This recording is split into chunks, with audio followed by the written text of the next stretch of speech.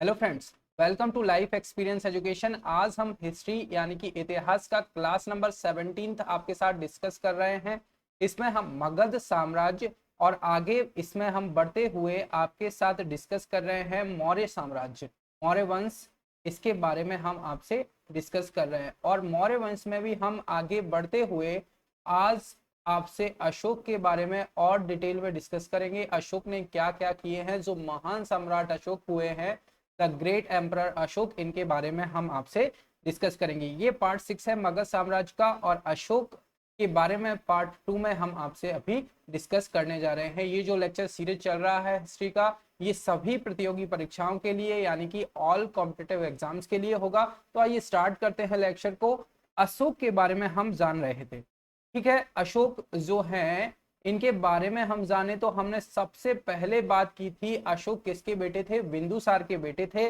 और इनके बारे में हमने बोला था जो जन्म हुआ था 304 ईसा पूर्व 304 बीसी में इनका जन्म हुआ था। यहां तक हम देख चुके थे। साथ ही में इनका राज्याभिषेक क्या देखा था, राज्याभिषेक। राज्याभिषेक जो हुआ था इनका 269 ईसा पूर्व, 269 ईसा पूर्व में इनका राज्याभिषेक हुआ था। और इसके 8 वर्ष बाद 8वें वर्ष में इन्होंने क्या किया था, कलिंग पर आक्रमण किया था। लगभग 261 ईसा पूर्व में इन्होंने कलिंग का युद्ध लड़ा है। किसने, अशोक ने। किस उस टाइम पर जो रूल कर रहे थे कलिंग पर, कौन थे, नंदराज। नंदराज कलिंग पर रूल कर रहे थे। तो ये इनको हरा देते हैं, अशोक ये युद्ध जीत जाते हैं और यहाँ से इनका हृदय परिवर्तन होता है। इसके पीछे के जो कारण हमने जाने थे, महिलाओं और बच्चों की लाश को देखकर इनका हृदय परिवर्तन होता है। उनके बारे में भी हमने जाना था कि एक बुद्धिस्ट मॉन्क थे, उपगुप्त नाम के बुद्धिस्ट मॉन्क थे, इनसे ये मिले थे और इन्होंने इनको शिक्षा दी थी। प्रेरणा इसको किसने दी थी, इनके जो भतीजे थे निग्रोथ, निग्रोथ इनके जो भतीजे थे, इन्होंने इनको प्रेरणा दी थी। और जो मिलवाया था गुरु उपगुप्त से, तो इनको शिक्षा किसने दी थी, उपगुप्त ने शिक्षा दी थी। हमने देखा था कि इनके बेटे थे महेंद्र और बेटी थी संघमित्रा, जो कि श्रीलंका चले गए थे प्रचार प्रसार के लिए। अभिलेख के बारे में हम चर्चा कर रहे थे। जो अशोक नाम है ये 4 जगह पर मिला है। अभिलेख के बारे में चर्चा करने के लिए हमने ये मैप को रेफर किया था। एमपी में गुर्जर अभिलेख था, कर्नाटका में मास्की, नेटूर और उदय गोलान, ये 4 टोटल जगह हैं जहां पर अशोक नाम मिला है, ठीक है। फिर राजस्थान के बारे में बात की थी। राजस्थान में जो है भब्रू अभिलेख, भब्रू अभिलेख है, जिसमें कि मगध सम्राट बताया गया था। अशोक को क्या बताया गया था, मगध सम्राट। मगध सम्राट, क्योंकि मगध में सम्राट तो बहुत हुए हैं, पर इसको पहचाना कैसे गया था, उसमें जो एक अभिलेख था, कौन सा अभिलेख था, हमने बात किया था मगध सम्राट। जो समझने में दिक्कत आया था, किसने सबसे पहले इसको पढ़ने में सफलता प्राप्त की थी, तो हमने ये भी डिस्कस किया था। सबसे पहले इसको डिकोड किया था जेम्स प्रिशेप। जेम्स प्रिशेप ने इनको पढ़ा था, डिकोड किया था। अब दिक्कत हुआ कि मगध सम्राट तो हैं, पर मगध में कई सम्राट हुए थे। तो राजस्थान के जो भब्रू अभिलेख है उसमें मिलता है, उसमें एक जगह पाया गया कि उसमें लिखा था, मैं मगध सम्राट अशोक प्रियदर्शी, मैं मगध सम्राट अशोक प्रियदर्शी। तो यहां से चीजें क्लियर हो गई कि जो मगध सम्राट लिखा है बाकी जगहों पर, वो भी अशोक के लिए था। तो इससे पहचाना गया जो अभिलेख थे ये सारे अशोक के थे। नाम मिला था देव नाम प्रियदर्शी, देवताओं को जो प्रिय है, ठीक है। यहां तक हम देख चुके थे। अब यहां से हम चले जो लघु अभिलेख हैं, स्मॉल अभिलेख, लघु अभिलेख हैं, उनके बारे में यदि हम चर्चा करें, लघु अभिलेख इनके बारे में चर्चा करें तो ये संख्या में है टोटल 7। जो माइनर रॉक एडिक्ट बोले हैं, लघु अभिलेख बोले हैं, तो ये कितने हैं, छोटे अभिलेख हैं, टोटल 7 हैं। अब ये कहां कहां पर हैं, तो इनको हम डिस्कस करें। सबसे पहले और सबसे ज्यादा इंपॉर्टेंट है रोमन देही अभिलेख। क्या है, रोमन देही अभिलेख, रोमन देही, रोमन देही अभिलेख, ये सबसे ज्यादा इंपॉर्टेंट अभिलेख है, इंपॉर्टेंट है लघु अभिलेख का रोमन देही अभिलेख। अब इसमें क्या है, जो ये है कहां पर, नेपाल में, नेपाल में है सबसे पहली बात। और कहां पर है नेपाल में, लुम्बिनी, लुम्बिनी, लुम्बिनी जो जगह है जहां पर की ज्यादातर समय व्यतीत किया था किसने, गौतम बुद्ध ने। ये आप देख सकते हैं लुम्बिनी। ये जो अभिलेख है, ये लघु अभिलेख जो है नेपाल का है, रोमनदेही अभिलेख। और इसमें जो है अर्थव्यवस्था के बारे में चर्चा हुई है। किसके बारे में, अर्थव्यवस्था, अर्थव्यवस्था के बारे में चर्चा हुई है। क्या हुई है, जो टैक्सेस लगाए गए थे इनको कम किया था, क्योंकि ये किसकी प्लेस थी, इसको किसका प्लेस माना था, बुद्ध का, गौतम बुद्ध का प्लेस इन्होंने माना था। अशोक गौतम बुद्ध को फॉलो करते थे, बुद्धिज्म को ये फॉलो करते थे, इसलिए टैक्स की जानकारी दिया है। और इसको इन्होंने यहाँ पर लुम्बिनी में टैक्स को जाकर कम किया था। ठीक है, फिर सेकंड की बात करते हैं। तो सेकंड है हरियाणा में टोपरा अभिलेख, हरियाणा का है टोपरा अभिलेख। टोपरा अभिलेख जो है ये पहले था हरियाणा, क्या था, हरियाणा में था। अब क्या हुआ है, जो फिरोज शाह तुगलक आए हैं बाद में चलकर, फिरोज शाह तुगलक ये जो आए हैं, इन्होंने इस अभिलेख को उठवा कर कहां पर लाया है, दिल्ली में, दिल्ली में लाए हैं, दिल्ली में लाए हैं। और दिल्ली में कौन सी प्लेस पर, तुगलकाबाद में, तुगलकाबाद में ये लाए हैं। किस अभिलेख को, टोपरा अभिलेख, जो कि दिल्ली में है अब प्रेजेंट में। पहले कहां पर था, टोपरा अभिलेख हरियाणा में ये था, और इसको उठवा कर लाए हैं दिल्ली में। कौन लाए हैं, फिरोज शाह तुगलक इसको लाए हैं। ठीक है, फिर थर्ड अभिलेख के बारे में बात करें तो ये है मेरठ, ये है मेरठ में। और किस प्लेस पर है, मेरठ यूपी में। और ये अभिलेख जो है इसको भी फिरोज शाह तुगलक उठाकर क्या लाते हैं, दिल्ली लाया गया है, तुगलकाबाद लाया गया है, मेरठ अभिलेख। ये दोनों आप अभिलेख देख सकते हैं, मेरठ और टोपरा अभिलेख, ये दोनों अभिलेख हैं। इनको फिरोज शाह तुगलक उठाकर कहां पर लाए हैं, दिल्ली में लाए हैं। और इसीलिए जो फिरोज शाह तुगलक नाम है, इनको सल्तनत काल का अशोक कहा जाता है, क्योंकि इन्होंने जो अभिलेख थे अशोक के टाइम के, उनको उठवाकर मेरठ से और हरियाणा से कहाँ लाए थे, दिल्ली लाए थे, इसीलिए इनको सल्तनत काल का अशोक भी कहा गया है। फोर्थ जो अभिलेख है ये है कौशाम्बी, कहां पर है, कौशाम्बी। कौशाम्बी कहां पर है, फिर से उत्तर प्रदेश में है। आप देख सकते हैं ये कौशाम्बी उत्तर प्रदेश का अभिलेख है। और जो कारूबाकी, कारूबाकी कौन है, अशोक की प्रिय पत्नी है कारूबाकी, कारूबाकी ये अशोक की सबसे ज्यादा प्रिय पत्नी रही हैं। और ये क्या करती थी, गरीबों में दान देती थी, गरीबों में दान देती थी। इसीलिए जो कौशाम्बी यूपी का अभिलेख है ये रानी को समर्पित है, रानी को समर्पित है ये अभिलेख, रानी को समर्पित है। ठीक है, उठा के ये अभिलेख कहाँ लाया गया है, प्रयागराज, इलाहाबाद लाए हैं। और जो कौशाम्बी अभिलेख है प्रयागराज लाया गया है। किसके द्वारा लाया गया है, इलाहाबाद जो आज का नाम है प्रयागराज, ये लाया गया है अकबर के द्वारा, अकबर के द्वारा इसको उठाकर कहाँ लाया गया है, प्रयागराज लाया गया है कौशाम्बी से। अब फिफ्थ हम बात करें तो ये है चंपारण बिहार। फिफ्थ जो लघु अभिलेख है ये है चंपारण, चंपारण कहां पर है, बिहार, बिहार में है चंपारण। और पांचवा अभिलेख ये है। तो पांचवा अभिलेख जो लौरिया नंदनगढ़, लौरिया अरिराज और रामपुरवा, ये बिहार के चंपारण में है। लौरिया नंदनगढ़, लौरिया अराराज और एक और कौन सा है, रामपुरवा। ये जो लघु अभिलेख है रामपुरवा, लौरिया अराराज और लौरिया नंदनगढ़, ये तीनों जो अभिलेख हैं ये कहां पर हैं, चंपारण बिहार में स्थित हैं। तो ये पांचवा हो गया, फिर छठवा ये हो गया और सातवां रामपुरवा। तो ये सातों अभिलेख हैं, ये इनके बारे में हमने देख लिया है।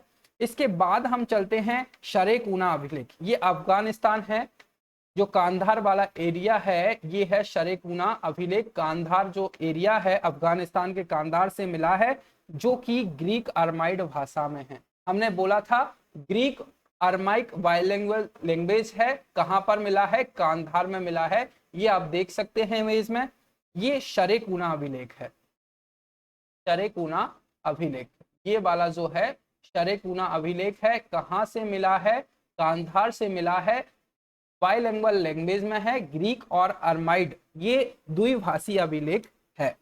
ठीक है, फिर 14 शिलालेख मिले हैं, 14 जो हैं वो शिलालेख मिले हैं, 14 शिलालेख मिले हैं। चतुर्दश शिलालेख भी इनको जाना जाता है। 14 उपदेशों की जानकारी इससे मिलती है, और यानी कि 14 जो उपदेश हैं उनकी जानकारी मिलती है। टोटल जगह कितनी जगह पर है ये 14 शिलालेख, ये हैं टोटल 8 जगहों पर। इसमें अहिंसा वली पहले में है, सेकंड में जो है चिकित्सा, और दक्षिण भारत के जो 4 राजवंश की चर्चा है, कौन कौन से, चेर, चोल, पांड्य, सतीपुत्र, ये 4, और साथ में जो बाहर का है श्रीलंका उसके बारे में भी है, जो पशु चिकित्सा की बात इसमें की गई है। तो जो 14 अभिलेख है इनमें सबसे पहला जो अभिलेख हमको मिला है ये क्या है, अहिंसा प्लस वली, यानी कि जो पशु बलि होती थी उस पर रोक है। सेकंड है चिकित्सा से रिलेटेड किस तरह से है, ये पशु चिकित्सा की इसमें बात हुई है। थर्ड जो है यहाँ पर जो थर्ड है 14 जो शिलालेख हैं उनमें से थर्ड है, इनमें 3 अधिकारी की चर्चा है, 3 अधिकारी की चर्चा है। कौन कौन से अधिकारी हैं, राजुक, युक्तक, प्रदेशक, राजुक, युक्तक और प्रदेशक, जिसमें कि सबसे ज्यादा इंपॉर्टेंट था राजुक, और ये हर साल 5 वर्ष में रिपोर्ट देंगे भ्रमण करके, हर 5 साल में ये रिपोर्ट राजा को सौंपते थे। फोर्थ है जो वहरी घोष था, इनकी नीति थी वहरी घोष। वहरी घोष का मीनिंग क्या है, वहरी घोष यानी कि जो युद्ध नीति थी उसको स्थान पर इन्होंने क्या लाया गया था, धम्म घोष। धम्म घोष इनकी नीति थी, यानी कि धर्म की नीति को इन्होंने अपनाया था युद्ध की नीति के मुकाबले। फिर फिफ्थ में मिलता है धम्म मात्र की नियुक्ति। अब जो धम्म घोष है, धर्म की नीति है, वो कौन करेगा, धम्म मात्र। तो धम्म मात्र इन्होंने नियुक्त किया था, धम्म महामात्र जिसको बोला जाता था, तो इसकी नियुक्ति है, धम्म महामात्र की नियुक्ति बताई गई है। सिक्स्थ में जन कल्याण है, सिक्स्थ में है जन कल्याण। सेवेंथ जो कि सबसे बड़ा है, सेवेंथ सबसे बड़ा अभिलेख है, और हर धर्म के लोग आपस में समन्वय बनाकर रखें, तो धार्मिक समन्वय सबसे बड़ा अभिलेख है ये, सेवेंथ धार्मिक समन्वय, इसके बारे में बताया गया है। धार्मिक समन्वय के बारे में हर धर्म के जो लोग हैं आपस में मिलकर रहें, आपस में एकता से रहें। ठीक है, सबसे बड़ा अभिलेख है, ये भी याद रखना है, ये सबसे बड़ा अभिलेख है, 7वां शिलालेख सबसे बड़ा है ये। 8th नंबर का है जो धम्म यात्रा है, इसके बारे में चर्चा है। इसमें धम्म यात्रा की चर्चा है। अशोक ने जो बौद्ध गया में 10वें वर्ष और लुम्बिनी में 20वें वर्ष, हमने बोला था यहाँ पर टैक्स इन्होंने कम किया है, तो ये धम्म यात्रा यहाँ पर वर्णन है। फिर साथ में चलते हैं 9th नंबर पर। 9th नंबर पर क्या बताया गया, जो छोटे मोटे त्योहार हैं इन पर रोक लगाई थी, त्योहार हैं इन पर रोक लगाया था, जो छोटे मोटे त्योहार हैं उन पर इन्होंने रोक लगाया था। फिर 10th नंबर पर जो है धम्म का महत्व, यानी कि धर्म का महत्व इन्होंने बताया था। 11th नंबर पर मेरे अधिकारी ब्राह्मणों को ना सताएं, इन्होंने बताया था, ब्राह्मणों को ना सताएं अधिकारी, ब्राह्मणों को इनके अधिकारी जो होंगे वो उनको ना सताएं। 12वें में बताया था जो स्त्री महामात्र की नियुक्ति हुई थी। स्त्री महामात्र क्यों नियुक्ति हुई थी, क्योंकि स्त्रियों की दशा थोड़ी दयनीय थी, इसलिए स्त्रियों की स्थिति सुधार लाने के लिए इन्होंने स्त्री महामात्र की भी नियुक्ति की थी। 3rd नंबर पर है कलिंग युद्ध, जो कि इंपॉर्टेंट है। 3rd नंबर का शिलालेख जो है कलिंग वॉर के बारे में इसमें जानकारी मिलती है। कलिंग वॉर जो है वो 13th नंबर का शिलालेख है। कलिंग वॉर सबसे ज्यादा इंपॉर्टेंट है, कलिंग वॉर के बारे में जानकारी मिलती है। इसमें इनका जो हृदय परिवर्तन होता है इसके बारे में पता चलता है। कलिंग वॉर 13वें नंबर का शिलालेख। और जो 14th है इसमें ये लिखा है, जो भी कुछ इन 13 शिलालेखों में लिखा गया है, जो भी अभिलेख मेरे हैं उनमें लिखने में जो भी गलती होती है उसके लिए जिम्मेदार मैं नहीं हूं, ये जो जिम्मेदार रहेगा जिसने लिखे हैं उनको जिम्मेदार इन्होंने बताया है, यानी कि जो लिखने वाला है उसकी गलती मानी जाएगी। मैंने जो इसे बताया था वो सब कुछ सही है। तो ये 14 शिलालेख है। अब अशोक के मेन 5 सिद्धांत थे, उनके बारे में हम चर्चा करेंगे। ये भी है सारनाथ, आगे भी इसके बारे में भी चर्चा करेंगे। अशोक के जो सिद्धांत हैं स्वयं नियंत्रण पर आधारित हैं, जियो और जीनो दो, माता पिता के आज्ञा का पालन करें, साधु और भिक्षुक का आदर करें, सहानुभूति रखें, दास और जो सेवक है उनके प्रति सहानुभूति रखें। तो ये 5 सिद्धांत हैं। कौन कौन से? स्वयं नियंत्रण, जियो और जीने दो, माता पिता की आज्ञा का पालन करना, साधु और भिक्षुक को आदर देना, सहानुभूति रखना किसके प्रति? दास और जो सेवक हैं आपके उनके प्रति। सबसे बड़ा स्तूप, अब बात करते हैं सबसे बड़ा स्तूप। सबसे बड़ा स्तूप ये कौन सा है? सांची का, सांची का बौद्ध स्तूप। सांची का बौद्ध स्तूप ये है मध्य प्रदेश में, भोपाल के पास है। सांची का बौद्ध स्तूप अशोक ने बनवाया था। ऊंचाई में बात की रहे तो राजगीर का सांतु जो स्तूप है वो ऊंचाई के हिसाब से सबसे है, पर सबसे बड़ा है सांची का बौद्ध स्तूप। सारनाथ, ये सारनाथ जो है अशोक स्तंभ बनारस के पास है, जिसमें कि 4 बाघ, 3 इसमें दिखते हैं, चौथा दिखता नहीं है। अहिंसा का रास्ता ये बताते हैं। और देवनागरी लिपि में सत्यमेव जयते लिखा था, जो कि मुंडकोपनिषद से लिया गया है। किससे लिया गया है? मुंडकोपनिषद, मुंडक उपनिषद। उपनिषद जो है उनमें से मुंडक उपनिषद जो है उससे लिया गया है सत्यमेव जयते। सारनाथ जो अभिलेख है इसमें जो अशोक स्तंभ है इससे लिए गए हैं। साथ में बात करें पाकिस्तान में, जो हम देख रहे हैं पाकिस्तान वाला रीजन है, यहाँ से मानसहरा और सहवाजगढ़ी खरोष्टी लैंग्वेज में मिले हैं। अफगानिस्तान में कौन सा मिला है? सरेकूना द्विभाषी जो ग्रीक अरमाइड था। और अर्थव्यवस्था के मुख्य आधार हम बात करें, जो अशोक के टाइम पीरियड पर अर्थव्यवस्था जो थी उसके मुख्य आधार क्या थे? अर्थव्यवस्था का मेन रीजन क्या था? तो किस पर निर्भर था? सबसे पहले कृषि इंपॉर्टेंट है, उसके बाद पशुपालन, पशुपालन करते थे ये लोग, और कारखाने चलाते थे। तो ये इनकी अर्थव्यवस्था के मुख्य आधार थे। ठीक है, इतना कुछ क्लियर है। आगे चलते हैं। साथ में जस्टिन ने मौर्य काल की जो फौज है उसको कहा था लुटेरों का गिरोह। लुटेरे जो होते हैं लूटपाट मचाते हैं, तो जस्टिन एक था बंदा, उसने जो अशोक की फौज थी उसको लुटेरों का गिरोह बताया था। राजा, युवराज ये पद थे, राजा, उसके बाद युवराज, सबसे बड़ा पद था राजा, फिर युवराज, फिर होता था प्रांतपति, जिसको आज के डेट में हम देखें तो स्टेट सीएम इसको बोल सकते हैं। फिर विश्वपति जो कि डिस्ट्रिक्ट को संभालता था, गोप जो कि 10 गांव का मालिक होता था, और ग्रामिक जो कि गांव का मुखिया होता था, जिसको सबसे छोटी इकाई बोले। क्या क्या थे ये? सबसे बड़ा राजा होता था, फिर युवराज, फिर 3rd नंबर पर था कौन? प्रांतपति, प्रांतपति जो कि स्टेट सीएम बोल सकते हैं। 4th है विश्वपति जो कि डिस्ट्रिक्ट को संभालेगा, विश्वपति। फिर 5th है कौन? गोप जो कि 10 गांव का मालिक था, 10 गांव को संभालेगा, 10 गांव का मालिक रहेगा। फिर 6th नंबर पर था कौन? ग्रामिक जो कि एक पर्टिकुलर ग्राम का मुखिया हुआ करता था, गांव का मुखिया हुआ करता था, जिसको कि ग्रामिक बोला जाएगा। और सबसे छोटी इकाई कौन सी थी? ग्रामिक थी सबसे छोटी इकाई, छोटी इकाई कौन सी थी? ग्रामिक। ठीक है, सबसे छोटी इकाई थी ग्रामिक। तो ये इस तरीके से इनका सिस्टम बटा हुआ था। टोटल प्रांत अशोक के समय 5 थे: उत्तरापथ, तक्षशिला, दक्षिणापथ स्वर्णगिरी जो है, अवंतिका उज्जैनी, प्राची जो कि पूर्वापथ है, और कलिंग जो कि तौसली। ये राजधानी पाटलिपुत्र रखे थे। और इनकी जो मृत्यु हो गई